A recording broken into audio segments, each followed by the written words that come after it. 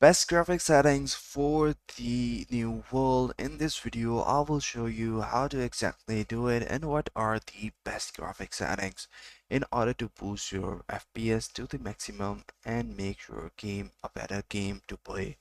So let's get right into the video. Best new world setting, FPS versus visuals. So the performance mode, you should have the preset low resolution. Experiment with your monitor native resolution and lower resolution to balance visual and performance. So the texture quality should be low, anti-aliasing should be off, ambient occlusion should be off, shadow quality low, post-processing off, VSync off to reduce input lag. If experience screen tearing, try enabling it at a low setting.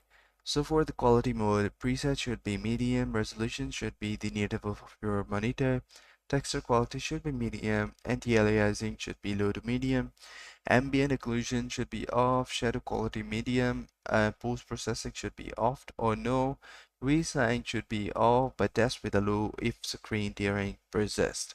So what are some settings that you need to do in order to get the balanced performance and visual? So the preset should be medium.